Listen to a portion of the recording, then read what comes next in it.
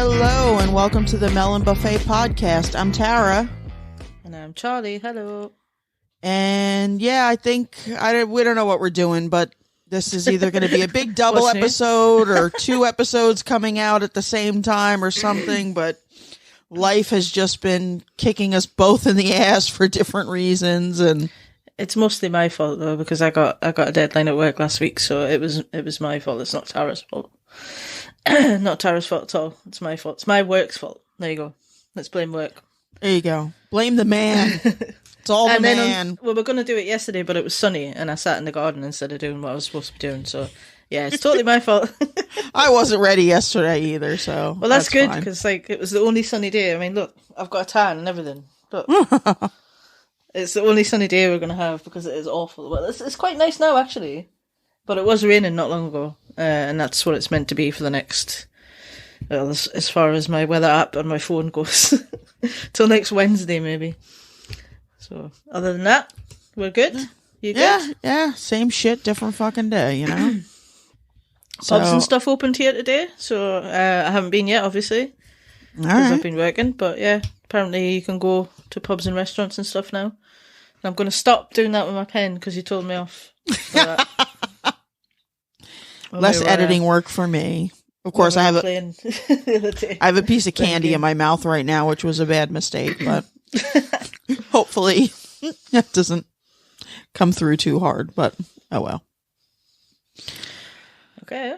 So, yeah, let's just jump in. Slap and tong. Slap and tong. That's what I said, yeah.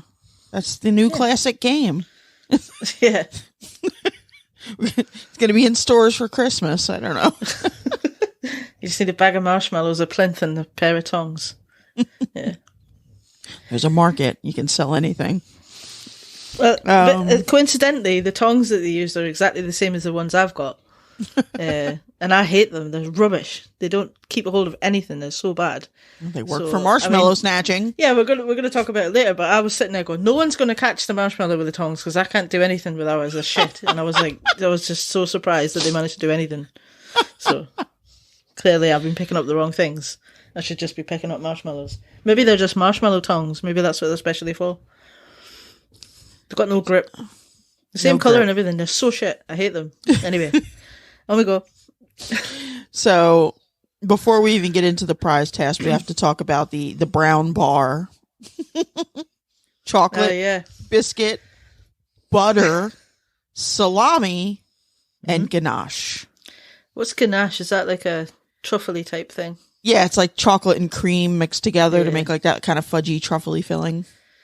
Disgusting. Yeah. Delightful. I thought when you said not with the salami and butter, but on its own, ganache is lovely. Yeah, I don't think butter with any of those things would be nice, would it? Really? Like, I don't understand. You should know by now that when he does things like that, Alex, he's going to ultimately be the one that suffers. Oh, he absolutely knows that. I mean, he does it for the sake of the show. He's just a dirty little boy. I thought when you said before we get into the prize task, you were going to talk about Greg and he's rapping again. Well, he's got previous for repping the Booyah tribe, isn't he? Obviously. Graham Norton or something. Yep. Years ago. Yeah. That was good stuff. Yeah. I know I have a clip of that around somewhere, but we won't do that now. I don't think that the one he did on Taskmaster was as good as the one he did on Graham Norton. No. It was just a little more of a quick kind of quick thing. Anyway. He was younger then, so maybe that's why. So, best thing that you can operate with your hand. And don't ask me what I would enter because I haven't thought about it. This is the last episode. Even if I had thought of something, I've forgotten it by now. Yeah, well, you never do. I mean, I only ask you these things because when I'm watching it, I think, well, what would I bring? And so sometimes I do, but then they go out of my head. Yeah. I don't have an answer either. I don't recall thinking about what I would bring. Probably a phone, which is really grade A, Route 1. I mean, shit. I make a lot of good stuff with like a piping bag, Well, there you go. Make lovely desserts and things. I can do that with one hand. You can hold it and fill it with one hand. I can prop it up and fill it with one hand. And if I don't overfill it, don't believe you. and if I don't overfill it, I can I want to pipe. see evidence. I will do it. I will make a video for you. You're supposed to be doing it for your YouTube channel that she's going to do. That'll whenever that miracle occurs. But yeah, no, you put the bag over a glass and you fill it, and then if I don't overfill it, I can pipe with one hand. I just like annoying you. I know you do. I'm sorry. She lives for it, folks. Lives for it. There's not much else going on right now, so she's. I annoy everybody. It's my thing. All right, so Lee. Charlie. Jesus Christ. So Lee, a swanee whistle or a slide whistle? I thought it was a penny whistle, but never mind. It's one of them ones that does a down noise and an up noise. Well, we know. We've all seen it. Yeah. Yeah. Yeah, good enough. Yeah. Oh, that's good. He demonstrated it. That's always fun. But what I would say is you can tell how showbiz Alex is now, because when he told him to just drop something, he just threw his iPad on the stage. I was like, what? Yeah, but that's just me. Charlotte, power drill. I mean, yeah. Like, sure, you operate with your hand, and you can do a lot with it, but it's not. Like Greg said, you're just showing up with power tools now. It's just not, it's not creative. It's not really interesting. Because he's just had a whole series of Daisy May Cooper just bringing in stuff that she found on the street on the way there. Yeah. I think that's why he's a bit more harsh now, which is fair enough. It's like an alright drill, though. It'd be a bad prize to take, considering some of the prizes that they have to take home. This is true. But then Jamali brought in a homemade, prison-style tattoo gun. Which was very cool. I mean, that's awesome. Yeah, I liked it. I mean, I can't remember what he made out of, but it was impressive. Yeah. Pen and stuff. Yeah. That's cool shit. And then Mike with his rubber thumb cover thing. Yeah. I think he might just have rubber body parts at home that he just thought, I'll bring some of them because he used to be a doctor, innit? Which coincidentally, I watched his Richard Herron Leicester Square podcast, and he said that he used to be a doctor on that, and I was going to say, oh, did you know he used to be a doctor? But of course, now everybody knows. So yeah. But I mean, even when he presents a kind of shitty prize, like, you can't be mad at the guy because he's just so fucking funny. He's so invested in it. Like, he's ready to argue. When he leans forward in the chair, you know that, you may as well just give him the points. Yeah, he's going to present his case. That's it. Yeah, that's it, yeah. Raises his eyebrows and gets the tash as far forward as he can. That's it's his arguing pose. And then Sarah came in with an electric bass. Yeah, bass guitar, which is arguably the best prize that's ever been on there, I think. I mean, that's a pretty pricey thing to submit, yeah. It's got to be better than Ramesh's car. And Josh Widdicombe's house. And Mark Watson's back gate. I mean, we could talk about this for ages, but yeah. It was cool. It was cool. I like it. Bass guitar. So, points. Charlotte got 1 point for a drill. Obviously. Sarah, disappointing 2 points for a cool bass guitar, which was beaten by Mike's thumb, disembodied thumb, and Lee Mack's Swanee whistle. And Jamali obviously took the full 5 points for making a tattoo gun. Yeah, I mean, it was creative, it was interesting, it was just pretty damn cool. So yeah, cool thing to have. All right, so on to the tasks. We've got this one. I mean, again, this is like classic Taskmaster kind of shit, but the fact that none of them realized that was not going to be the whole like, I know he did at a point, didn't he? He went, is this going to be a two-parter? Well, he was just finishing wrapping himself in. Because it was just like too easy, like, really? And then, so cover your lower half in they made sure to point out that it's biodegradable cling film. and gaffer tape so that no part of your lower half isn't covered in biodegradable cling film or gaffer tape. Now, Lee, of course, wanted to argue whether it had to be completely covered in the cling film as well as the tape, like a double layer. My mind, as soon as they read the task, I was like, well, shit, just go with the cling film and slap a piece of tape on you. That was what I thought. I didn't think about that part. I just thought I would wrap both legs separately. Mm-hmm. That was my initial thing. And like that everyone except Jamali mermaided themselves. And immediately I was shouting at the TV like I usually do. Yeah. Like, do one leg at a time. You're I was just like, you fools! You fools! Yeah, but Lee, though, he went straight in with the gaffer tape on his bare legs. I know. I mean, why did we not get to see him taking it off? I know. Obviously, even if you're going to do 2 full layers, you do the cling film first. Especially if you've got big old hairy legs. Big old man legs. Oh, my God. Yeah, they need to release that. They need to release some sort of outtake of him removing that tape. Definitely. They didn't even talk about it. There probably is an outtake somewhere, I would imagine. I haven't seen it. So then, as we found out that the second half was put on the captain's hat. Yep. And they still had to be completely covered in the cling film and tape while wearing the captain's hat. Yeah. So the hat was on the front of one of the planes behind them. Mm-hmm. Yeah, so they had to find that. They didn't tell them where it was. Yeah, so that was the main part of the task, really, wasn't it? Was to put the hat on in the fastest time. And I knew right away the fact that they had shown everyone but Jamali. You know that means he's either done so amazingly well or so supremely shit that they need to highlight it. But obviously, it turned out that he crushed it because he wrapped his legs separately and got the hat in 40 seconds.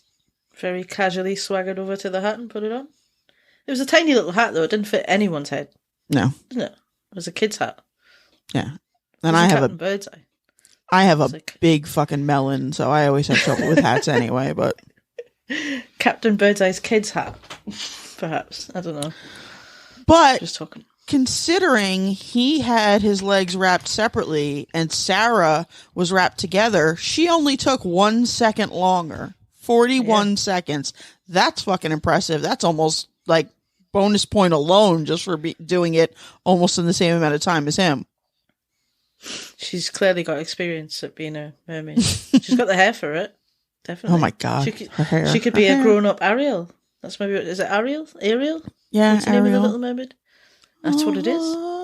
I can't say. Oh no. That's not. Who was your for favourite me. character from that? Mine was Sebastian the crab. Yeah, I mean, I like Sebastian. I like the sea witch, not like Ursula. I mean, she's awful, but yeah, Ursula. But she's cool. I mean, just dig her whole thing, and she was based on the drag queen Divine, which is like a whole other thing. So, yeah. So I kind of dig that. I think I watched that hundreds of times when I was a kid. Anyway, so yeah, then Charlotte was next fastest, 1 minute 5 seconds. Mike 1 minute 6 seconds, and Lee 2 minutes because he spent a lot of time arguing and making sure that he was completely covered. Yeah. Oh, he just had to make sure, like, I am completely covered with both things, and we're just going to make a point of this several fucking times. And even in the studio, he had to argue it. But, like, look, I could have just taken cling film and put a little piece of tape on, and Alex was like, well, yes, you could have done that. That would have been a great idea. And I think he was so pissed off. Lee said in his in an interview or something before the start of the series that his kids are massive Taskmaster fans and he just doesn't want to let them down. And that he's played the game, the Taskmaster board game, a lot at home with them. So he's clearly like used to arguing his point. I think that's just came over into the show. He's used to arguing with his kids and his family about why he's right. Well, and we all know when you've got kids and a wife, dad is always going to lose the argument. Always. So my dad used to just cheat at every game we played. Like every single game, every board game we played, he found a way to cheat at it. So yeah. You can't ask Mom. She's always going to take the kid's side. So it's just how it goes. So Jamali got 5 points, Sarah got 4, Charlotte got 3, Mike got 2, and Lee got 1. All right. Moving on. Next task. Go for it. So task number 2 was make the best uniform for this bee. You must be wearing your beekeeping outfit throughout the task. You have 5 minutes to order 5 items and then 15 minutes to make the uniform. So they were all dressed up as beekeepers. Yeah. Some of them looked better as a beekeeper than others. Like Sarah couldn't get all her hair in her outfit because it's just... No. She's got lots of beautiful hair. But yeah, it suited Mike, I thought. He looked quite comfortable in it. Well, it's funny because when Greg said that when Mike was the first one to walk in, and he just thought like, oh, Mike's showing up dressed as a beekeeper today. I had the exact same thought. Like, I don't know why he's dressed like a beekeeper, but okay. Here I am. I was thinking as well, I think Mike is the first contestant to wear the same outfit on all the tasks and studio episodes. That's right, because some of them wear them for the task. But clean shirts and stuff, but you know, everyone else tends to have different things that they wear for each episode, but not Mike. Mm-hmm. He's like, fuck it. Maybe he's like Mr. Bean or whatever, and he's just got all loads of those suits, all the same. That could be. I think so. Yeah. Anyway. So yeah. Well, I mean, Jamali starts asking for his supplies, and I love that he like figures out what he needs and then asks for a beer. And I'm like, go for it, because he didn't need that much stuff. So you get 5 things. What the hell? Yeah. It's the same as Dave Gorman did that with the champagne, didn't he? When he was making a Jolly Roger flag. When he asked for champagne and he didn't use it in the recipe, he just drank it. Yeah. I mean, if they're going to shop for you and you don't have a limit, come on. Yeah, quite right. Nice cold beer, please. Charlotte got a little frustrated, but she had a good idea and she cut the fingers off of her gloves, although it was like not exactly the safest way. I mean, if your child was doing that, you would be like, no, stop what you're doing right now. Yeah, but the task did say that they had to have the uniform on throughout, so she couldn't have taken them off and then cut them off, because then she would have been... I know. But it's just, oh my God, it was just, thankfully, there was no disaster there. Yep. Yeah, I mean, several of them interpreted it. Not that anything in the task said it, but it was just they figured, oh, they're wearing beekeeper uniforms. So in their head, it was, I've got to make a beekeeper uniform for this bee. Is it a uniform, though? A beekeeping thing? I mean, if it's your job, I suppose it is, but I see it more as safety equipment than a uniform. Yeah. Personal protective equipment. See, I've got PPE for my work, and I wouldn't call it a uniform. Although people that do what I do have to wear the same. There's variations on it, but it has to have certain things on it that are the same for safety, because we work on live roads and stuff. Mm-hmm. So I guess you could argue it as a uniform. Yeah, I mean, I guess if it's something you have to wear to do your job, and everyone else that does your job has to wear the same one. Yeah, it's like a school uniform, isn't it? It's always the same, but there's variations on it, and like nurses' uniforms. Police uniforms, fire brigade, all that. Yeah. But yeah, I don't know if any of the things that anyone made was a uniform. Well, I mean, Jamali wound up making one of the, the ghosts from A Christmas Carol. Yeah. Basically. And he tried to argue that as an actor, a costume is your uniform. Yeah, but it's not. It's a costume. Exactly. And that's what Greg was like, I've never... If any one of them had been the one person that didn't make a uniform and made an outfit, then they would have got penalised. But because none of them made a uniform, he just went, fuck it. Yeah. Yeah, so Sarah thought she had to make a beekeeper suit, and she wound up with the commandant of the bee colony. Charlotte with the Pope. The whip was, that was quite a touch. Yeah, I did like Charlotte's little Pope outfit there. Yeah. The little paper slippers and stuff. That was really good. 6 little slippers. I mean, that was clever. Yeah. But again, is that a uniform? There's only one pope, so... Yeah, but have all the other popes wore the same thing? I think they all have different variations. Like, it's the same. They wear, like, a thing, but I don't know that they're identical. I could be wrong. I was always a bad Catholic. For or against it. I just think it's... Yeah, I was always a bad Catholic, so I don't know. Yeah. Like everything else. Yeah. Yeah, because I was thinking about it. I was like, well, like, priests and nuns, they wear, like, the nuns wear a habit. Is that a uniform? Yeah. If all the nuns in the order wear that makes it a uniform. Because by definition, that's what it is. Uniform, everyone the same. Yeah. That's the definition of the word. Yeah. Yeah. Okay.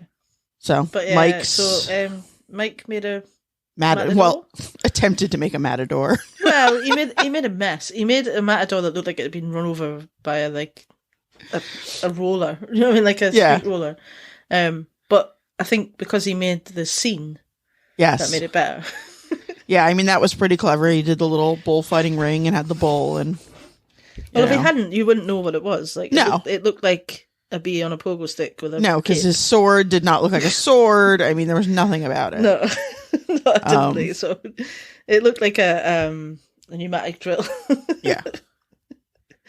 And then you had Lee, who completely knocked it out of the park. Come on, Beevil Knievel. Beevil Knievel. Yeah, it was awesome. I mean, and he knew right away that's what he was going to do. And when he asked for the frozen pea, I lost it. And the helmet stayed on. He even had all the buses to try and do the stunt. Yeah, what did he ask for to get them? Because I had to rewound it a couple of times because I was like, has he made them or has he asked for plasticine buses? Yeah, I don't remember. Is that a thing that he's asked for? Yeah, I don't know if they cut that out or if they were just like, this would be really funny. Yeah. Anyway, no, it was good though, and he tried to make it do a little stunt, but I think his ramps let him down.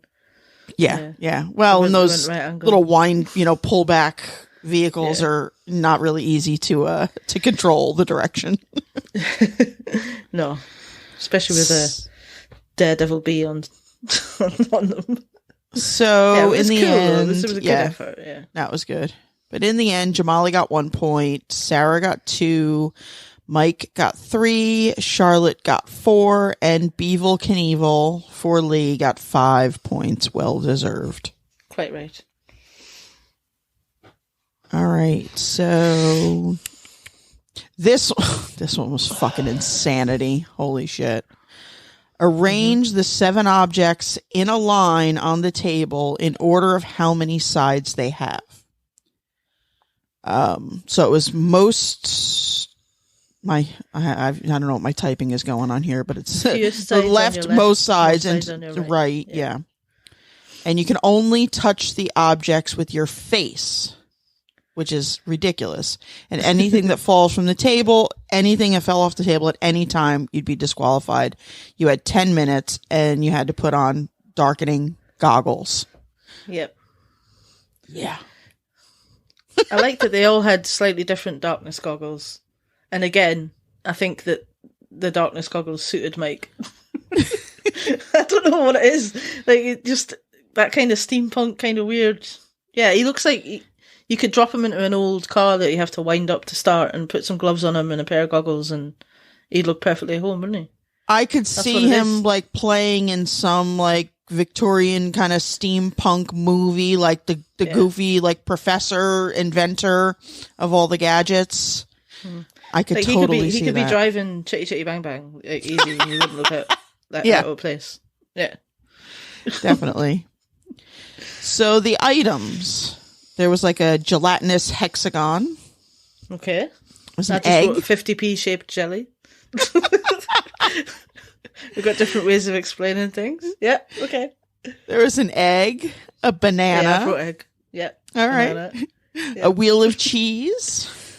Yeah. What did I write? Round cheese. Same. Ice pyramid. Exactly the same. Yep. A cube-shaped container of liquid. Oh, I put square shaped. All right. Which is not right, is it? Points off. And a sheet of paper. Yep. Yeah. This was a nasty one. I don't know. It was tough, wasn't it? It was hard. It was devious. I mean, only being able to touch it with your face, that's insanity. I mean, obviously, yeah, if you pick it up and hold it, that's kind of not much of a challenge. Would still be maybe a little difficult, but so I get it. That's the whole point. It shouldn't be easy, but holy fuck. I think, the whole making things fall off of the table and being disqualified was, tough. But if it hadn't been there, it wouldn't have been as much fun, I don't think. So, and even just if the task had been to identify the number of sides of each thing, that would have been hard enough. That would have been enough of a thing, not having anything fall off. But the fact that they had to line them up in order, that's just like an extra level of fucking ridiculousness. Yeah. A lot of people were like, oh, it was disgusting and made them feel uneasy and stuff. And I think that the fact that we're in the middle of a global pandemic as well, and people were picking things up off a table with their mouths, it just made everyone feel that little bit more icky. It's like, when you see a big crowd now and you're not used to it, you're like, ooh, what are they doing? Yeah. I mean, that didn't bother me. I assume the team comes in, pretty well and sanitizes everything, get out the bleach. Oh, yeah. I've no doubt that they've got all those protocols in place, but you know what I'm like? I don't like people that make noises with their mouths and stuff anyway, like eating noises and things. And that whole sucking a whole jelly and like that whole Lee situation was just oh god. On the drool and everything, oh and I considered clipping that sound, but I said, what? No, I'm not going to. And I knew I'm not going to do that. We've got one good sound effect this episode. That's enough. It's pretty disgusting. Yeah. So, pretty embarrassing for poor old Lee. Well, and Greg just loved that, so he played it over and over and over and over. Mm-hmm. He was never going to forget that. I mean, the noise wasn't too bad. Like for me, it was the visual. Yeah, with the strings of saliva just like connected to the table. Yeah. Ew. Mm-hmm. Disgusting. So how did they do it? Well, Sarah knocked the egg off, so she was out. Jamali pretty much almost immediately dropped the cheese, so he was out, but he was like, fuck this, and he kept going and just wrecked the place. Yeah, he just went mad and threw everything on the floor pretty much, didn't he? It was insane. And then Lee dropped the egg. Yeah. And that's in between there. I kind of wrote down two possible titles. I was like face-based geometry and the dull thud of disqualification. Yeah. Well, Mike as well. He slipped in a little wedge time as well when he was talking about the cheese. He knew it was cheese because he had a little bite of it. Yep. But he hadn't figured out what the shape was yet. And he said, if it's brie, it's wedge time. I mean, he was also thinking, he was like, making bat noises. Like he thought echolocation was going to help him or something like that. I don't know. Yeah. But in the end, got into it though, didn't he? Took these tires and got stuck in. And it didn't seem out of place for Mike to be doing any of what he did in this task. Nothing has fazed him. Like nothing that they've asked him to do at all. I mean, I know he did some of the Taskmaster when it was at Fringe before it was a show, but it just amazes me that it took them this long to get him on the actual series, whether it was just scheduling or what. But yeah, he was the very first winner of Taskmaster. Yeah, but it was when they used to get a task once a month. Yeah, and I think he won it because one of the tasks was to put some money in Alex's bank account, and Mike put in 200 quid. Yeah. And you had to find a hedgehog or something as well. It was one of the other ones as fast as possible. Yeah. we may have to talk about that at one point. I don't think we've ever really delved into. Yeah, I've found bits and pieces about it. I mean, obviously I wasn't there. I wish I had been, but yeah, I know a little bit about it. So, some of the tasks and stuff. Yeah. So in the end, only Charlotte and Mike. Mike got 4 points and Charlotte got 5. So good stuff. Disgustingly amusing. Good stuff. I mean, it was really classic Taskmaster, and I suppose you could do something similar to that as a home game, as a home task if you're doing a Taskmaster party. I don't know about making hexagonal gelatin, but some of the other stuff might be all right. Yeah, there was someone that sucked the whole egg in their mouth as well that made me gag. I don't know who did that. With an egg. A raw egg. Disgusting. Anyway. And on that note, we're into the studio for the live test. Slap and tong. Slap and tong. I love how much Greg enjoyed, making them wait, the hesitation. He would be like 3, 2, 1, and then slap and tong. He was a little power hungry with that. And I think he's been getting more involved in the end tasks recently as well, which is nice, I think. Yeah. He's probably, he's at an age where if you left him alone sitting still for too long, he'd probably fall asleep. So it's nice to keep him engaged. Yeah. So, all right. They had to grab the marshmallow with their tongs. When the taskmaster says play, you have 10 seconds to grab the marshmallow. Once your tongs are over the table, you must attempt to grab the marshmallow. So no backsies, none of that. If you successfully grab the marshmallow, you win. The other side of that is that you had to swat away the marshmallow. Taskmaster says play, you have 10 seconds to bat it away. Your hands may not be over the table until the other player's tongs are over the table. So if your hand goes over the table first, you are disqualified from the round. If you swat away the marshmallow, you win. And the number of typos I had in that sentence, that whole paragraph, because I typed it on my phone, it's amazing that I was just able to read it. Well, you read your own writing. So yeah, obviously Greg changed it from 3, 2, 1 slap and tong instead of play. Yeah. But yeah, like I was saying before, I was just spent the whole time amazed that anyone could pick anything up with those shitty tongs. But yeah, I did enjoy, obviously, when Mike went up for his first go and did his little dance. Even when I watched that back again, I had to rewind that and watch that about 3 times. It's so funny. That was good stuff.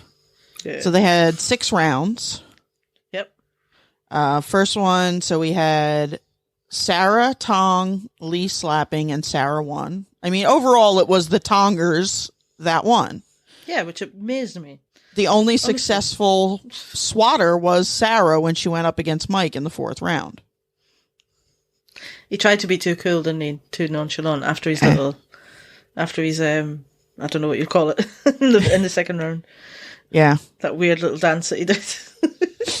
and the thing in it, like, tick, tick, tick, with the tongs.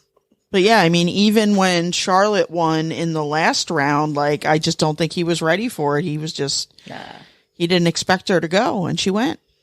So Sarah, Mike, Lee, Jamali, and Charlotte all got successful with the tongs, and Sarah was the only one who was successful to swat it away. I wrote down the Tongers ruled the game. So in the end, the team of 3 wound up with 4 points each, and the 2 old men with 2. Yeah. So that brought the episode scores to Charlotte winning on 17, with Jamali on 15, Mike on 14, Sarah on 12, and Lee on 12. Yep. And the series scores at the end of that one were... I've not put them in order. Hang on. Sarah out in front with 90. Mike on 71, Lee on 70, Jamali on 67, and Charlotte on 58. All right. So I think, why don't we, because it's not even 35 minutes and not counting editing, let's just jump right into episode 6. Absolute casserole. Absolute casserole. Never look at a casserole the same again. Jesus Christ. But we'll get there. Yeah. So, start right off. Prize task. Most annoying thing. I mean, I'm annoyed by everything, so. Yeah, me too. I wouldn't even know how to narrow it down. I was so annoyed I was annoyed today before we did this. I chose to not make the recipe for our dinner in the way that I was meant to make it. And so it didn't turn out the way that it would normally. And so I was annoyed at that. But I was annoyed that I'd done it as well. So, yeah. Annoyed with yourself, annoyed with the rest, just annoyed. Yeah, I'm just annoyed in general because it's Monday. Yeah. I'm in a constant state of annoyance, so it's fine. Okay. So there you go. Life. That's the most annoying thing for me. So Sarah. What a happy, joyous episode. This is I know. Look, if they don't know us by now, they know who we are and they're still tuning in. So Sarah brought in a stud finder for, finding the stud in a wall. Want to hang something? Put some shelves up. Mm-hmm. In theory, you slide it along the wall. Gives you a signal that you've come. If there's a wire or anything behind there, or if there's metal. Yeah, or if you've come to a stud, so you can, where to drill in. And they're right. A lot of them are absolute shit. They beep constantly. They don't beep the way they're supposed to beep. They just beep incessantly, and they don't fucking tell you anything. So, have you used one of them before? Then, yeah. Yes. Experience. Oh yeah. I don't think I have. I've used something similar on in work, but it's so boring, so I'm not going to tell you about it. But yeah, I mean, before when I had like the plasterboard, or we called sheetrock walls, but now like this old house is like lath and plaster, and it's impossible to fucking nail anything into a wall without drilling deep. It's insane. What you need is a drill, then. A good drill. I have a drill. With a concrete bit. That's what you want. I'm just lazy. I just go get those like sticky command hooks now and put everything up. Those like removable hooks. Yep. That's what I've done in this room. Yeah. And white tack, and the white tack doesn't work properly. So all those Taskmaster pictures up there, actually, those bits of artwork, they are stuck at the top but not at the bottom. And every day I come in and stick them back down, and then by the end of the day they come off again. So yeah, I'm going to pull them down at some point. Yeah. So there you go. Then Lee came in with a yard of Twix, which he said was from an episode of Not Going Out, but he brought it home to his kids and only to find that it was filled with a piece of wood as a prop. Yeah. I call bullshit on that because I don't know, but didn't he say that he was supposed to have been hit with it? Yeah. In the episode. So I would be more annoyed about the fact that they chose to hit him with wood rather than chocolate. Well, that's number one. And secondly, like just holding it, you can't tell that there's a piece of wood in that box and not a bunch of Twix. Yeah. So I think it was just him trying to be clever and, come up with something. Yeah. Yeah. And now we've done it. And now we've done it as well for all our tens of listeners. Charlotte brought in, 3 alarm clocks, and I mean, I was annoyed just hearing them because I am not a fucking... just looking at them. Like, I hate getting up in the morning. Neither of us are morning people. We are, no. I am lucky in the fact that I don't have a normal job, so I don't, the child is now off away, so I don't have a regular schedule where I have to get up in the morning, but oh my God, it was like a flashback of the days of... Yeah, well, I unfortunately still have a job, but I don't think my schedule would be what you would call regular. I mean, I start work at roughly the same time, but I stay up till roughly the same time, whether I'm at work or not. That was always my problem. Yeah. So, my team know not to talk to me before 10:30, unless they want me to be really crab it. So they give me time to have enough caffeine before they come to me with problems, which is nice. Yeah, I have no discipline for I've got to go to bed early because I got an early day tomorrow. No. I mean, my husband had to be at the hospital last week for surgery 7:30 in the morning. So he and I both just said, fuck it, we'll stay up because we knew we knew it was easier. Like once you get past a certain time, I'm like, it's going to be worse if I go to sleep now. So I'll just stay awake. So I stayed up playing Animal Crossing and... When I've realised now, I did it at the Christmas holidays there. I was staying up so late, and then I thought, right, okay, I need to get into the habit of being awake earlier in the day because I've got to go back to work. So I just stayed up. Yeah. And then I was knackered for the first week because I was getting up so early, and I was having to sleep quite a lot. But yeah, I used to do that in my 20s, and it works, but the recovery is a bit harder. You can't do it as much. Yeah. You start to feel it. Whew.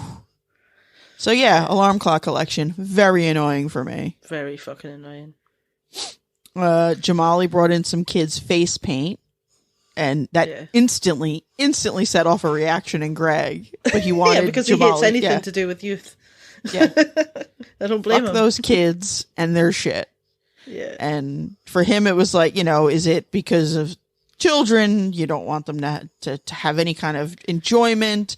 When Jamali did make a good point. He's like, you go and they get their face painted. Now, sometimes you get these super amazing like face painters who like do like a full Hollywood makeup job on the kids. Mm-hmm. But more often than not, it's absolute shit. He's like, my nephew's like, oh, look at me. I'm a lion and it's fucking blue. Look, get the fuck away from me. Yeah. He's a lion in the Ice Age. Yeah. Did lions exist then? I don't know. I'm sure there's some sort of big prehistoric, like the saber-toothed tigers, but a lion equivalent. Yeah. Sure. So, and then Mike brought in his symbolic nipple to represent another his thing from his collection of rubber body parts. Yeah, I'm intrigued to see what he brings in for a finale, to be honest. I know. But I guess the annoying thing is that he has an oral fixation and the nipple was representative of that because, many believe it goes back to the breast. He's clearly thought about it far too much and he thinks that it's because he was breastfed too much and he liked it too much. And he drinks an unbelievable amount of milk. So yeah, there's logic there.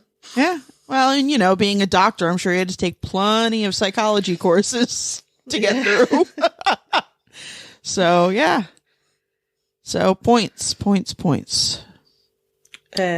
So Lee Mack got 1 point for showing off. Charlotte got 2 points for really annoying alarm clocks.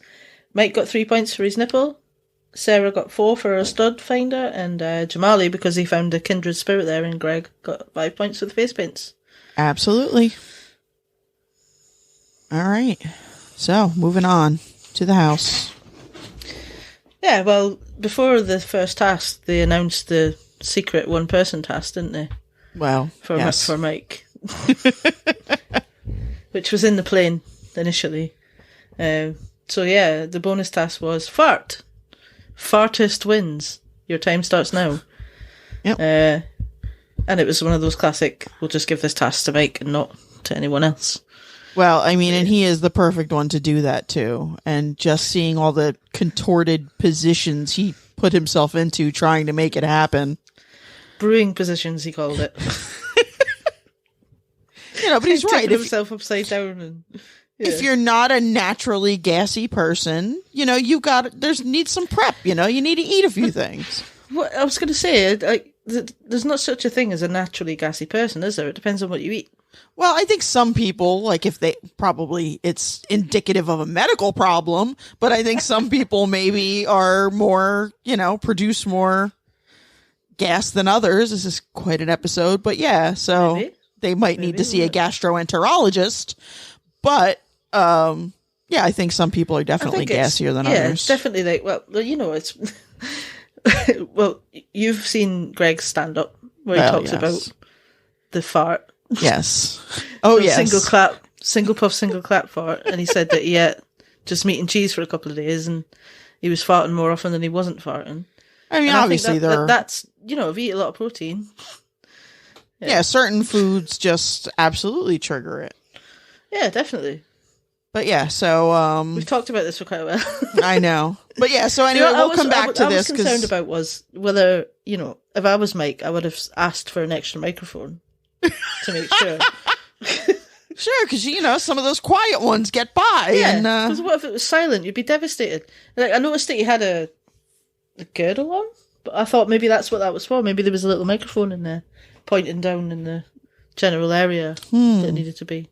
Good point. Right, let's stop talking about farts. But yeah, so we'll get back to Mike, obviously, because that's something they revisit throughout the episode. But the task itself is to make the best portrait of the Taskmaster on this door using only your feet. And they had 10 minutes. There was a kiddie pool with bottles of paint and a white door. Yeah. So... Lee. So what did you think then? Did you think it was completely just using your feet to get the lids off and everything, or just painting with your feet? My interpretation would have been painting with your feet. Like, I felt like you could have opened the paint, squirted, maybe even mixing the colors together with your feet, but I felt like you could have opened the bottles and squirted them into the pool. But anything that went onto that door had to be done with your feet. Mm-hmm. That's how I would have interpreted that. Yeah, me too. Yeah. So, I mean, Lee had some great ideas, and in the end, it was, actually not a bad art piece. It was really good. Yeah. But he used lots of bits of his body. All of the bits of his body, almost. He used his arse, his legs, his feet. Yeah. His back. Face, his hair, his back. And somehow, I think he just realized that in the studio, and he tried explaining it away. Well, it wasn't me, I had Alex lean the door. I'm like, no. That's not how this works. Yeah, no. Good effort, but no. But, I mean, it was pretty good, but... Yeah, it was decent. Didn't follow the rules. Charlotte didn't even take her shoes off? Yeah. Just did it with her boots? She was like, nope, not taking my shoes off for anyone. Which is funny, because I used to be like that, and I don't know why. And now, I wear flip-flops 365 days a year, so I went in completely the other direction. But you just didn't like people looking at your feet, or you didn't like your feet being out? Well, I don't like feet. Feet are weird. I'm not... Most feet, yeah. I don't like feet. No, I agree with you there. So, I don't know. But we don't need to delve into all that. Let's not talk about feet for half an hour, no. But yeah, so she did it all with her boots. Boots? I mean, I will say, depending on how well they're able to clean up, they're going to have to get new boots for the house. Because Definitely. Yeah. Definitely, yeah. Jamali went full Jackson Pollock. He just went... They nearly had to get a new caravan. I mean, it was on the hedges, the driveway. It was everywhere. Yeah. He was like, fuck this. I'm all in. I mean, it was very indicative of the way he attacked the other task when he wrecked the room with all the shapes. Yeah, he just seems quite pissed off with the whole thing, doesn't he? It's like someone's dropped him into Taskmaster saying this will be fun, and he's just went, this is really annoying. And just gonna fuck everything up. But didn't he say in this episode, he stamped on something in every single task on this episode? Pretty much. Yeah, but he does kind of come at things like a guy whose girlfriend has dragged him to something saying, it'll be fun, come on. And he's just pissed off through the whole fucking thing. But he's making it fun for himself, isn't he? By just stamping on shit. Exactly. Yeah. He's enjoying himself. Yeah. A smile on his face. I mean, Mike went all in. He was sitting on the ground, taking the caps off, trying to flip the paints over with his feet and squirt. Yeah. But in the end, we wound up with creepy motherfucking clown. It looked like the thing that James the Acaster made, out of the broken violin or whatever it was. Okay. It was a similar kind of... Yeah, he had the main points down though, didn't he? He had the eyebrows. And when he did the eyebrows, I really thought he was going to be on. I'm like, oh, he's all right. This is going to be good. And then it wasn't. So no, it was creepy. It was very creepy.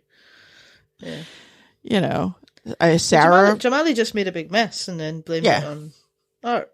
Abstract. Exactly. Well, that's the thing. Art, subjective. What's to say? Who is to say what is art? So. Yeah. Sarah also very carefully was trying to do, her feet, thinking very hard about what goes on ahead, Yeah. This wasn't bad, but he looked like baby Greg coming out of a genie or something. I said it was like an angry genie, but you know what? If someone showed this to me and said, who do you think this is? I would say, oh, is that supposed to be Greg Davis? Yeah. Because it definitely had the, it had the look of him, yeah. It had the look. So in that sense, I think she did the best job. Mm-hmm. Yeah. But I think Jamali just talked him round, didn't he? He's just coming around to, there's a likeness there in the attitude, I think. Yeah, well, they were already coming off the kindred spirits on the face paint. So I think he was already, Yeah.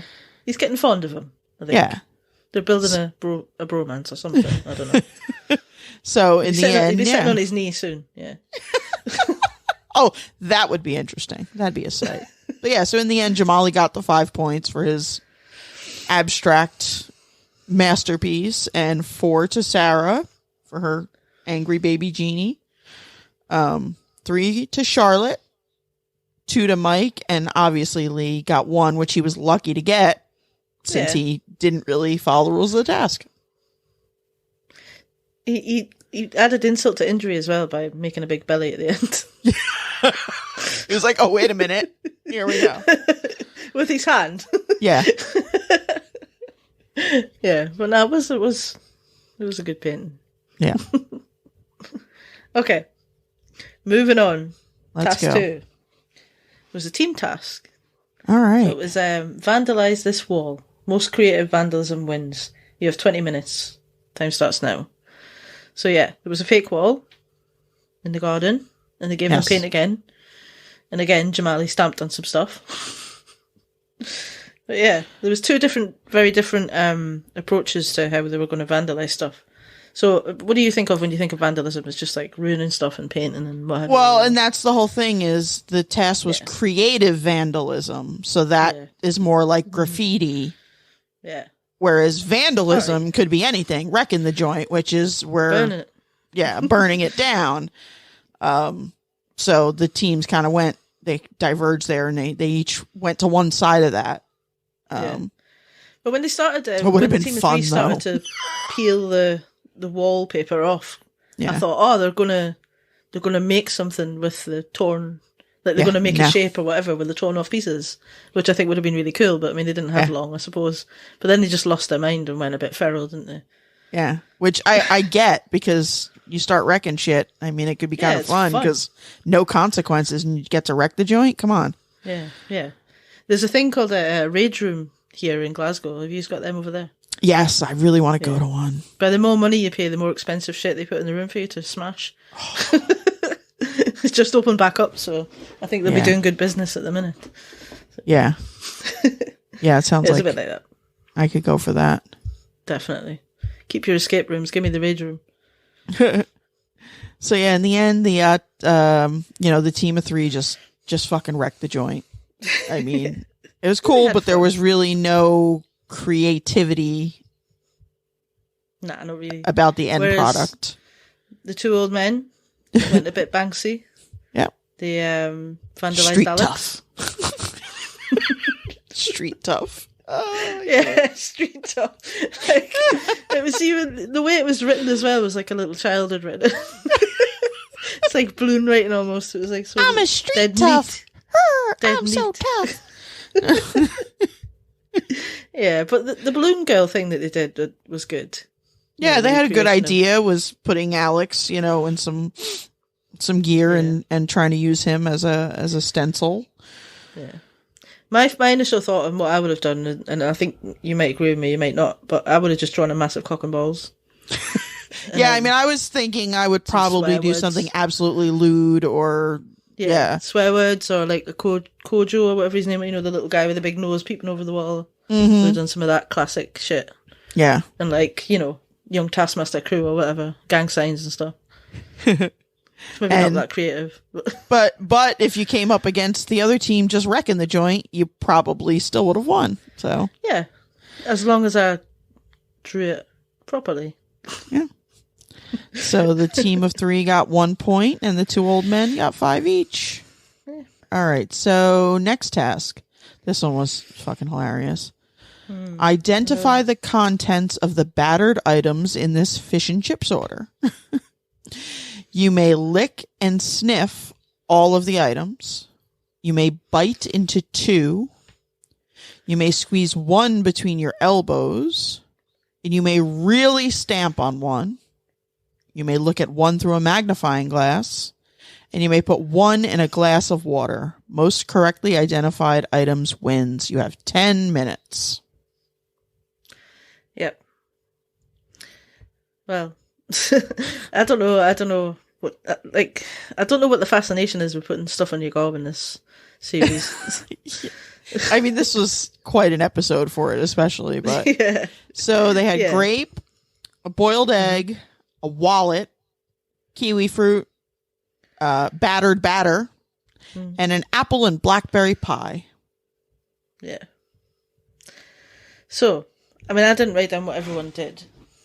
No, I mean, it was a bit much. I Yeah, just it was kind of a lot. wrote down, I mean, so Mike got 3.5 items. Yeah, 3.5. What was the half item that you I got? don't even know. The batter? I don't know. Like, I think he's just lost his mind by then.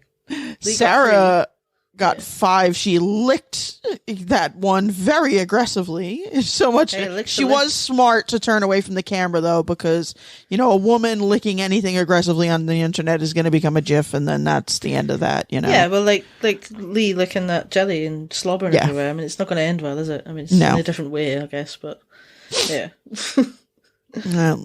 Lee was able to identify 3, and Charlotte was able to identify 4. And then again, now, so Jamali went right in. The first thing he grabbed was the wallet. And right away, he found the receipt in the wallet. Yeah. Didn't someone else touch the receipt, though? Who was it? Well, here's the thing. Yes, Sarah opened the wallet. She found the wallet. She opened the wallet. Didn't take notice that there was anything in it or bother to take it out. And that's what I was thinking. I was like, she was too busy smelling it. My instinct would be like the first one who found the wallet. I was just like, you got to open the wallet. Is there money in there or something? Like, that's just my thing. I'm like, you don't wallet and not check it. Yeah. But yeah, so the wallet had a receipt and it had the list of all of the items in it. Yeah. Stuff like that usually doesn't get found, though, does it? I mean, so it was a surprise. Yeah. Yeah. Lee was none too happy because he is a vegan, and that's not the first time, though. I mean, the jelly that he had in his gob was probably not vegan. Because like they use like agar and some other things, and they do not set, like, you've got to use a ton of it to get anything to set that firm, and that gelatinous thing was definitely regular gelatin. Plus, you know, eggs have appeared a few times in this series so far. Yeah. You know, and I'm pretty sure it was him that stuck the whole egg in his mouth anyway. So in the end, so Mike 3.5, Sarah 5, Lee got 3 items, Charlotte got 4, and then Jamali got them all because he found the list. So it's 1 point to Lee, 2 to Mike, 3 to Charlotte, 4 to Sarah, and 5 to Jamali. I mean, I just always think about the production assistant who gets the orders today. I need you to batter, dip, and fry 5 wallets, 5 kiwi fruits, 5 boiled eggs, some batter, some apple and blackberry pies, some grapes. Yeah. Okay, boss. Just another day at the office when you work for Taskmaster. Yeah. It's all pretty disgusting, though. I know. Like the lick and sniff thing, it's just going to taste like batter and it's just going to smell like batter until you've, you know. And it was probably all cold, and you know when like battered things get cold, it's get greasy and just, so everybody was probably all greasy and gross. Disgusting. No, thank you. Well, Mike didn't even put his shoe back on after he stamped on his kiwi or whatever it was. Yeah, he carried his shoe out with him, didn't he? Yeah, didn't put it back on. Well, and speaking of Mike, so we go back for our last Mike check.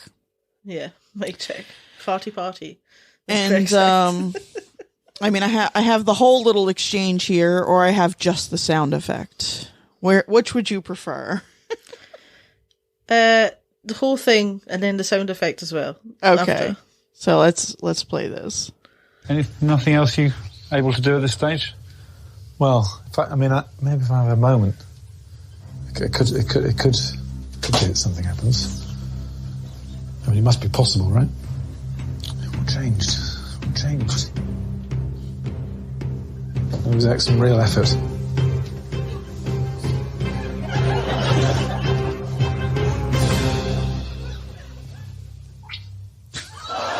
That was a tiny little pop. I'll stop the clock. Wow. Not very satisfying. Yeah, quite a long wait for that. And I think I probably need to check myself. Anyway, so I'll see you later. So, yeah. So we've got that, and... Okay. Complain all you want. Like, all the way up until it happened, I was convinced he's going to shit himself. That's what's going to have happened. Because, Greg and Alex both tweeted on the day saying something disgusting's going to happen. And then when they read the task out, I went, all right, okay, he's going to shit himself trying to do a fart. But I mean, if you're trying too hard, well, that's what happens. It's all the same muscles. But unfortunately, those are also the same muscles that when you force things, hemorrhoids. So there you go. So who would Mike have thought that it would make a noise like that, though? Oh,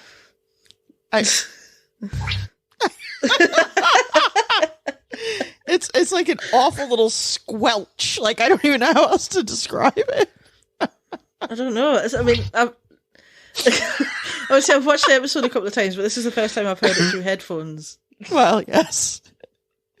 I mean, because Lee was like, please tell me that that's a sound effect that you added. And they were like, nope, that's the real deal.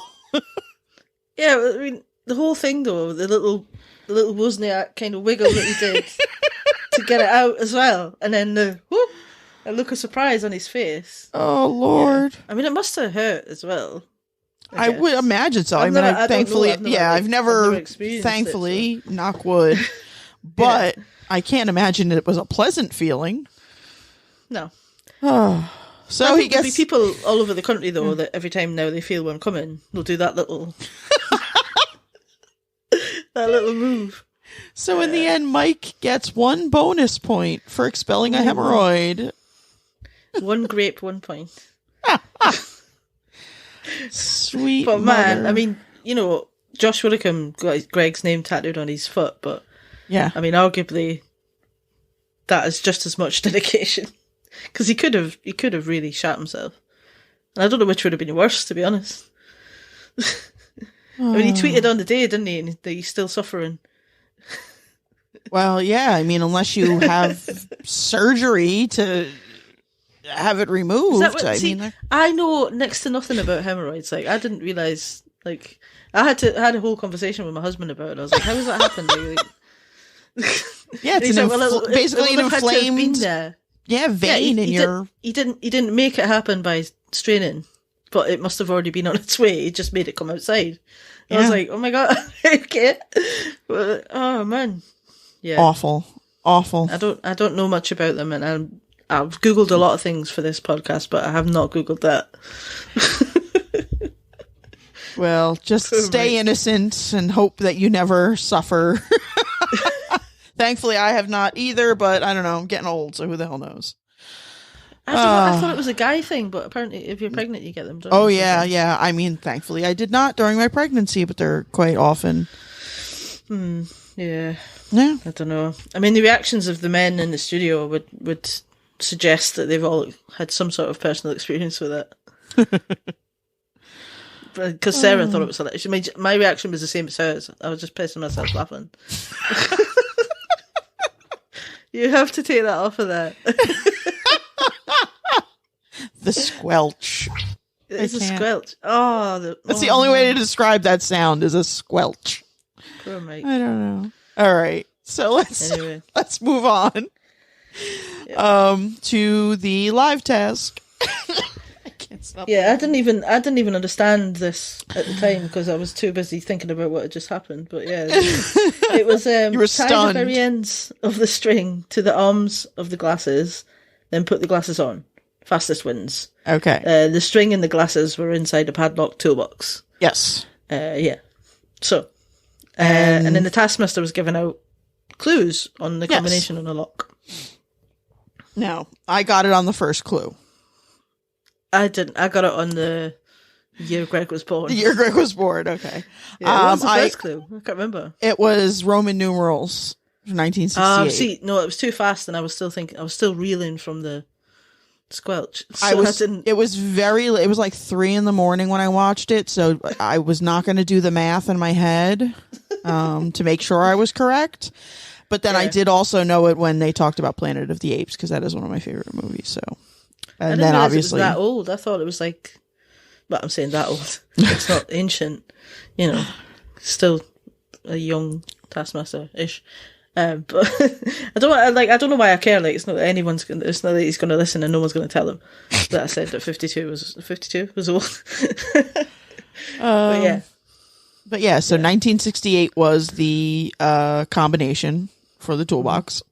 Yeah. And Lee got it first. Because he's the same age as Greg. And then Mike. He said that it was because of the Planet of the Apes thing, I think. Okay. I think I read something or whatever Classic that made movie. him start thinking about it anyway. But he must be around, no, he's younger than that, isn't he? He's like 42 or something. Anyway, Is he that young? Oh, I don't know. And then Sarah. Yep. And Charlotte. Yep. And Jamali, who just absolutely gave up and smashed the fucking box to bits, but he still did finish in the end. Stamped it to fuck. Which is turning out to be quite a good method for him. Yeah.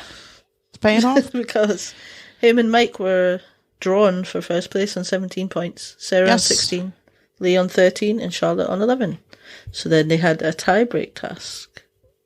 Yep, they had to fire as many rubber bands as possible into Alex's bum bag, or fanny pack as we call it. Dangerously positioned bum bag. Oh, yes. Most rubber bands in the bum bag wins. They had 2 minutes. Yeah. I will say that Jamali didn't fire them, he just launched them. He threw them. Yeah, I mean, whatever works, but in the end, Mike only got 1 in, and Jamali got 7, so... Splattergun technique. So I Jamali... don't have the series scores written down. Oh, I didn't write them down either, come on, that's fine. Oh, hang on, I'll get it from the... Let's be realistic. Hang on, I'll get it from the website. All right. I've just got to answer this message. What are we saying?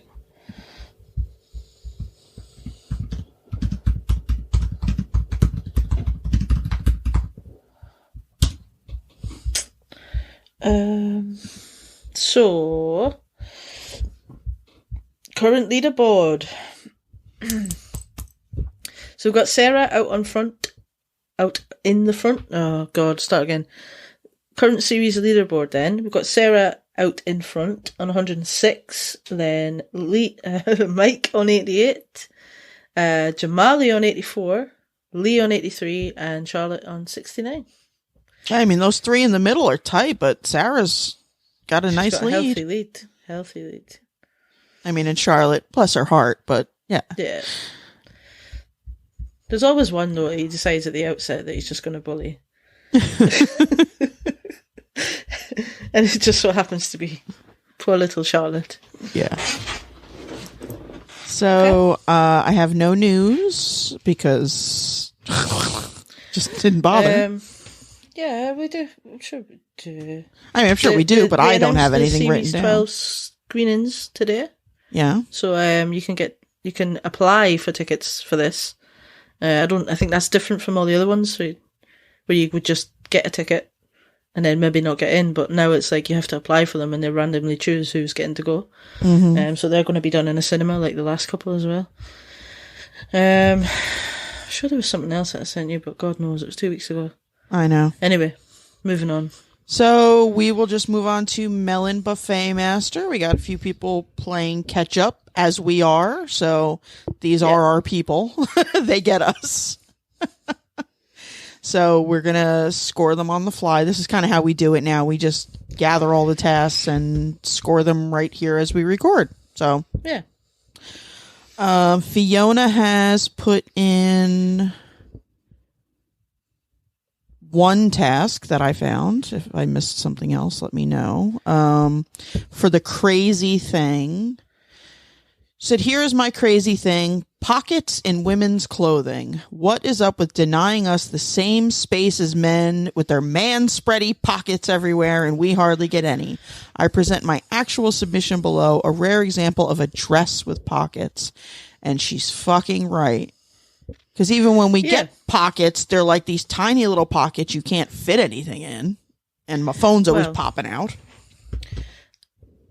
I read something recently, coincidentally, on Twitter, which is a great source of factual information, as everyone knows, but it was something someone else replied to saying, is this why we don't have pockets? And it's a really old, like, advert for some sort of women's clothing. And it was saying that, like, women don't need pockets because if they can conceal things in them. And so that's why, for years, like, it's historically... women didn't have pockets, so they couldn't hide things from men. Apparently. I don't know. It could be. I mean, that wouldn't surprise me. I know in modern fashion, it's kind of considered because when you put things in your pockets, it creates bulge and unsightly lines. And, women always have to look polished and perfect. And like so pockets for women aren't meant to be functional and we have to carry a purse. Yeah. Whatever. But yeah, I mean, now they're starting to put like pockets on wedding gowns and prom dresses and everything. So like, fuck you and your no pockets. I hate not having pockets. Yeah. I hate it. Yeah, like I do carry a purse, but sometimes I just want to grab like my wallet, my keys, my phone and go. Yeah. I tend to forget to pick a bag up. So yeah, I have to have pockets. It's a big thing for me. Like, I like to just stick my stuff in my pockets and get out. So yeah, I'm gonna give Fiona 4 points just because it is fucking crazy that it's 2021 and we're still fighting for fucking pockets among everything else we're still fighting for. But yeah, quite right. 3 points for me. All right, just to be different. So then Duncan. Now I've got to pull up Twitter because Duncan has done a whole thing where they had to create a mnemonic for remembering the months of the year, which ones had 30 days and whatever. Yeah. He's actually said probably best not to bother explaining the whole thing on the podcast. Yeah, I'm not going to explain the whole thing. I'm going to kind of give you the overestimating us, short... pal. Like, for us to be able to explain it, we'd have to understand it in the first place. Oh, I think I just... Hold on. Which, I don't understand a lot of things. All right, so the bottom line is he went through a whole explanation of why he didn't worry about including February because everybody knows February is 28 or 29 depending on whether it's a leap year. And so he decided that we're just going to split it into months that are 30 and months that are 31. There's 7 31s and only 4 30s. So forget the 30s. Basically, his system is to just help you remember the months that have 31, and then by default, you'll automatically remember the other months. Yeah, which makes sense. So his thing is, in the end, it's June naps, JUNNAPS. So those are for the months that have 31. That's his system. Anything else other than February has 30. June is a fermented drink made from green tea and honey, so he even made a little mock-up of a bottle of June napping in a bed. Yeah. I mean, I'm going to give him 5 points just because he really put a lot of fucking thought into this. Yep, same. And 5 points. I cannot argue with it. It actually does work, and I think he did a better job than anybody on the actual episode. Yep. So you're getting 5 points from each of us. Yes. And I'm just looking at his next task now, and it's disgusting. I know, but Duncan did say that he was going to up his game this series. That he was, tired of being his second place Charlie here, and he was going to do it. So he also did the banana into the bottle, the jelly-filled bottle. Yeah. And if you go on Twitter, I will retweet it right now, as a matter of fact. It's disgusting. And, hello, let me actually do that. And so, yeah, I mean, he did the task and he videotaped it. He did. And he made a right bloody mess by the looks of it, so... But it looks like he did it. I'm going to give him 5 points just for the sheer commitment. Same. I cannot fault him for that. No. Brilliant. Well done, Duncan. So now, I don't know if I think you did because you responded to him. Lucas put a a couple on Instagram. Yeah. So for his craziest thing, it's a membership to the Cloud Appreciation Society, which will all remember. Hugh Dennis. Dusky Dennis. That's his thing. He's into the clouds. Mm-hmm. I didn't realise it cost so much, though. What a rip-off. It's £24.50 a year plus a £5 sign-up fee. Yeah, for a picture of a cloud. For a daily picture of a cloud. And that's like the basic membership. There's like other higher levels of membership where you get a badge and a certificate and all sorts of other bullshit. And they have a shop as well? Yeah. You can get a little cloud detector ring where it's got pictures of the clouds and you highlight the picture of the clouds that you're looking at, and then it tells you all the facts about those type of clouds. Oh my God. I got enough going on in my day that I got to pull out my cloud viewer. Yeah, but you've clearly went and had a look at this. I didn't know these things. I went on the website because I was like, what the fuck do you get for £24.50? Because you can join in US dollars. It was $33.04 a year and a $6.74 sign up fee. You can also join euros or Australian dollars, but yeah. I mean, the badge is nice if you're into clouds. It's a little enameled pin and everything, but I think it was like £20 more to get the fucking badge. And 15% off the shop. Well, yeah. So you can get 15% off your cloud selector. Woo! Oh no, it's so sad. So yeah, he's actually done it, isn't he? He's actually wanted. Well, he showed us a cloud of the day, so I'm guessing he fucking joined. So Lucas, I don't know if you joining is the craziest thing or you are the craziest thing for joining, but either way, you're getting some fucking points. Yeah, definitely. Holy shit! Man. What are you giving him? What do you got? Oh, I've got to give him 5 points, man. It's a throwback to Hugh, and it's ridiculous. And he's actually spent his own money on it. So yeah, I can't argue with that. Yeah, 5 points from each of us, man. That's insanity. And the best thing you can operate with your hand, he did like a twofer here. So he had a little grabber machine, like one of those crane machines, but it's like a mini one filled with candy. And then he said you tape it to the top of your piano because who doesn't get peckish while playing the piano? And of course you also operate the piano with your hands. So, I give him 3 points for this because it's clever, but it's not, I don't know. Yeah, no, I like it. I mean, I'm thinking about the task now for the wording. Was it your hand or your hands? Because you would need 2 hands to operate them. I'm not going to be picky. No. I think he's put thought into it, and look at his piano. Yeah. You must be posh. Having a piano in your house, Lucas. Having money to throw away on clouds. He's got cloud money. I don't know if he belongs in our circle, but no. yeah. I haven't got money to spend on clouds. 3 points. 3 points for effort, yeah. All right. He's also said we can share some of this stuff on Twitter, so yeah. Yeah. Because he puts a lot of effort into them. We do think about it, and then after we record, we get supremely lazy until the following week, Lucas. So it's not that we don't appreciate your entries. We're just horribly lazy people.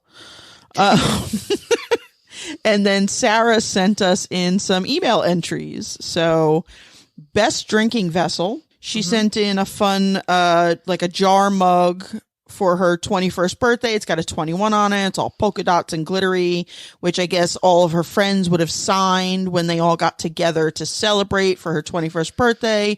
But unfortunately, her 21st birthday happened during the pandemic, so she has yet to be able to celebrate with all her friends. So it's sad, but it is a fun little vessel.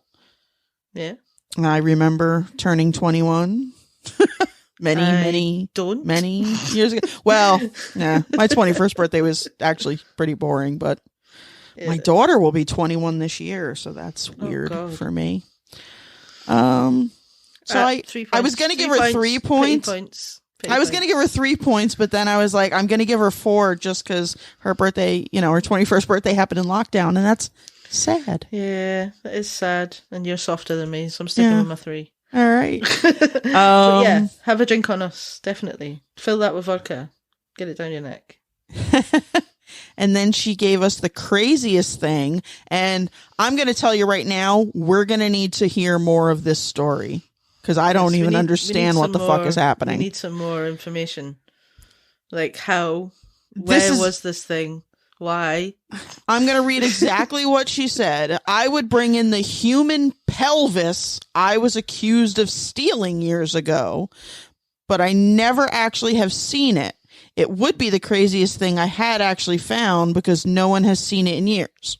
I don't understand any of that. I don't understand if she had it and was accused, if she found it and didn't. We're going to need some clarification. I'm going to hold off on scoring that. I was just going to say, I'm going to not give you any points until I find out more. So we're not saying you're not getting points. We're just going to suspend. You're definitely going to get points. I just need to hear the fucking story. So lay it on us, Expand. sister.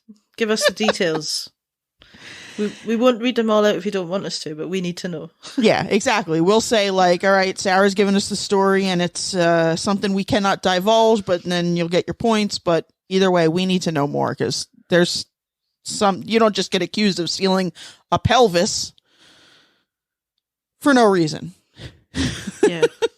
So, all right. And she had one more entry. The most shocking thing, bigger than a cat, smaller than a pig.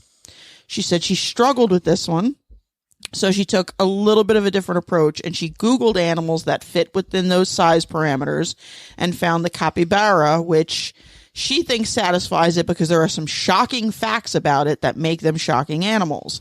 They weigh as much as adult humans. So even though they're smaller than pigs and bigger than cats, they weigh as much as adult humans. They're referred to as nature's ottomans, as birds, monkeys, rabbits, and other capybaras sit on their backs, and they don't care, and their teeth continuously grow their entire lives. And that's like rabbits, rats, mice, their teeth never stop growing. It's a rodent. I just threw that in that little last fact was my own. So that's a rodent. Yeah. I've just had to Google it because I didn't know what it was. I had a picture in my mind that I thought it might be, and I think this is it, but it's like a giant guinea pig. Basically it looks like a giant kind of guinea pig. It's got teeth like a beaver. It's the look of a pig about it. But yeah, they've got the I don't give a fuck face of a guinea pig. And they're big. They're quite big. Yeah.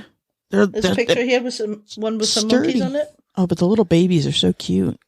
There's one with a butterfly on it. There's a little baby one sitting on the back of the other ones. So that's her most shocking thing, a capybara. Are you shocked? I've just seen a picture of some capybara meat, which was not nice. Oh, well. No need. Yeah. Okay. I didn't know what one was, but yeah. So what do you think? Where do these live? What country do these live in? See. There's one with a pair of glasses on here. They're native to... They're mammals. Nope, South America. Almost all countries of South America. They go by different names in some different countries down there, but they're all basically... Semi-aquatic. Spend much of their time in or around water. Oh, crazy. Sign up to shit. Okay. All right. So, 4 points because I'm intrigued. I'm going to go 3 points for me, but yeah. So there we go. You can stay underwater for up to 5 minutes. Okay. I'm just going to read about these things now. Closely related to the guinea pig. Yeah, and guinea pigs are native to South America as well. Capybaras like to eat plants, water, and grass. And they also like to eat their own poop. Just like one of my dogs. He does that. Okay, so I think I've got all the points added up correctly, but as always, I'll check my numbers down the line like I do. But I'm looking at Sarah has 24 points, Fiona has 27, Lucas is 42, and Duncan is in the lead by a pretty good clip at 59 points. Yeah, so keep it going. Okay, just past the midway point, so it's anyone's to play for. Fiona, I imagine, is going to come in with a load of entries at some point. She's just been busy. But I think the standard of entries has really gone up. Really gone up. Really impressed. So we will share them on Twitter if that's all right with everyone. If anyone objects, obviously, the ones that are already on Twitter, obviously you don't give a shit. So. And Sarah, like I said, we need to know some more about this pelvis story because I'm intrigued. Yeah, tell us about the pelvis, Sarah. And we'll see you next time. I think on that note, that is us out of here. I've been very lazy about saying this, but, check us out on all the socials, Instagram, Twitter, Facebook at Melon Buffet. You can email us, melonbuffet@gmail.com. I've got the merch link down below. And otherwise, we will hopefully see you in a week, barring other life disasters. Take care. Yeah.